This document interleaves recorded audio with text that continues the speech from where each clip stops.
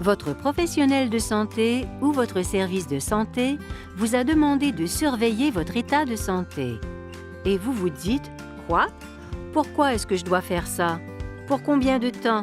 Et si je ne sais pas comment le faire? » Il existe de nombreuses maladies infectieuses telles que la grippe, Ebola, la rougeole, MERS-CoV, le chikungunya, le virus Zika et la malaria. Certaines de ces maladies sont très dangereuses pour la santé et il n'existe pas toujours de traitement. Une maladie infectieuse est une maladie causée par les microbes tels que les bactéries, virus, champignons ou parasites. Les maladies infectieuses sont parfois transmises par l'intermédiaire d'un sujet malade, d'insectes ou de morsures animales, en ingérant de la nourriture, de l'eau ou des organismes contaminés. Votre professionnel de santé ou votre service de santé vous demandera peut-être de surveiller votre état de santé. Ils peuvent être préoccupés par le fait que vous ayez été exposé à une maladie infectieuse et veulent vous soigner correctement et protéger les sujets non malades. Revenons un peu en arrière. Vous vous souvenez peut-être qu'en 2014, lors de l'épidémie Ebola en Afrique occidentale, les épidémiologistes ou chercheurs en maladies interrogeaient les gens pour évaluer leur éventuelle exposition à la maladie. Cette mesure visait à réduire le risque de contamination des sujets non malades et à apporter les soins nécessaires aux malades. Si Ebola ou toute autre maladie devient une réelle menace, le Centre de contrôle et de prévention des maladies, Center for Disease Control and Prevention, CDC, publie des directives de santé publique et parfois une classification des risques selon les moyens de transmission de la maladie. Ces directives sont mises à jour dès que le centre obtient plus d'informations sur la maladie. La classification des risques est généralement basée sur comment la maladie se transmet, par l'air, les fluides corporels ou par morsures animales ou piqûres d'insectes. La classification prend également en compte la durée de la période de contagion ainsi que le type d'exposition à la maladie. Le service de santé publique du Connecticut ainsi que les professionnels de santé et les services de santé locaux à travers l'État suivent les directives du CDC. Ces dernières peuvent comprendre un entretien pour évaluer votre risque potentiel de maladie infectieuse. Ils peuvent également vous demander de surveiller votre état de santé. Pour la majorité des maladies infectieuses, les facteurs de risque sont généralement les suivants. Risque élevé. Vous avez été en contact direct avec une personne qui présente des symptômes sans porter de gants ou de masque de protection, ou vous avez été mordu par un animal ou piqué par un insecte malade et vous courez un risque élevé de contracter la maladie. Risque moyen. Vous avez été en contact proche avec une personne qui présente des symptômes et vous avez pris des mesures de précaution en portant des gants et un masque de protection. Vous avez donc un risque moyen de contracter la maladie.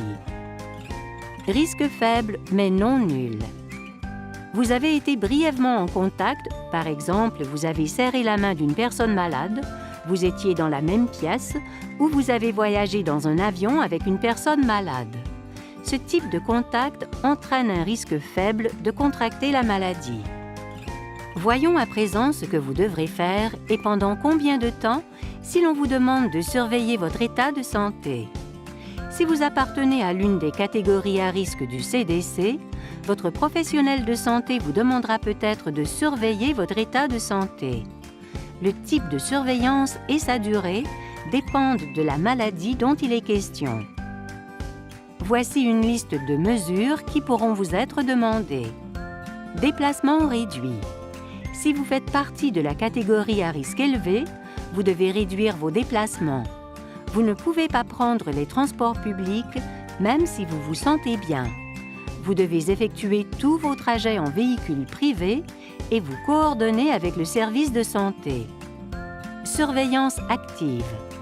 Les personnes sous surveillance active doivent vérifier leur état de santé chaque jour. Cette vérification peut comprendre une prise de température et la surveillance des symptômes. Le service de santé local ou de l'État vous expliquera comment surveiller votre état de santé et à quelle fréquence. Surveillance active directe.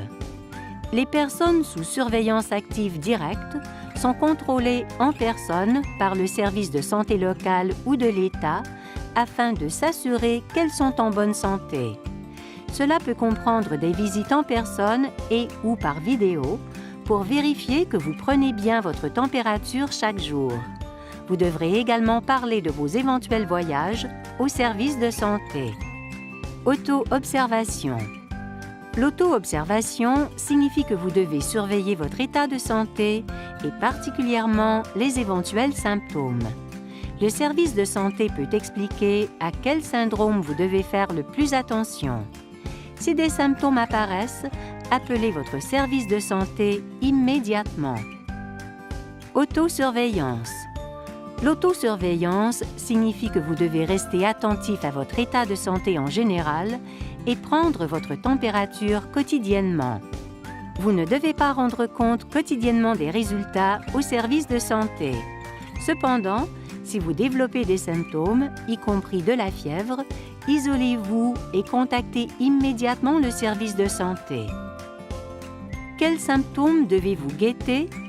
Voici quelques symptômes que vous devrez signaler au service de santé si vous êtes surveillé.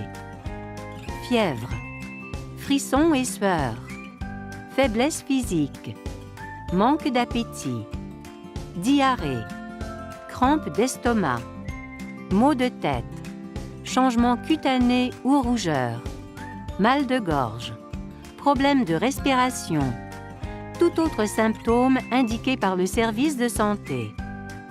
Ça peut paraître beaucoup, alors vous vous demandez peut-être « Et si je ne sais pas comment surveiller mon état de santé ?» Ce n'est pas grave.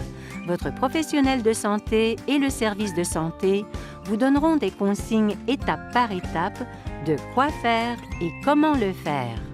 Restez en contact avec eux, ils pourront répondre à vos questions et signaler-leur votre température. Si vous ne savez pas comment prendre votre température, nous avons aussi une vidéo pour ça. Si vous avez prévu de voyager, les autres États ou pays ont peut-être des politiques différentes concernant la gestion des maladies infectieuses. Si vous êtes surveillé, vérifiez avant votre voyage les obligations et les restrictions de votre destination. Les services de santé publique des 2 États ou pays décideront des modalités de surveillance lors de votre séjour. Le DPH du Connecticut s'engage à maintenir les populations en bonne santé et vous pouvez nous aider de la façon suivante. Suivez toutes les recommandations données par votre professionnel de santé et le service de santé lors du processus de surveillance, y compris prendre votre température, signalez votre état de santé tel que nous l'avons expliqué et suivez toutes les restrictions de déplacement qui vous ont été données. Ainsi, vous recevrez les soins en temps opportun et empêcherez la contagion des personnes non malades.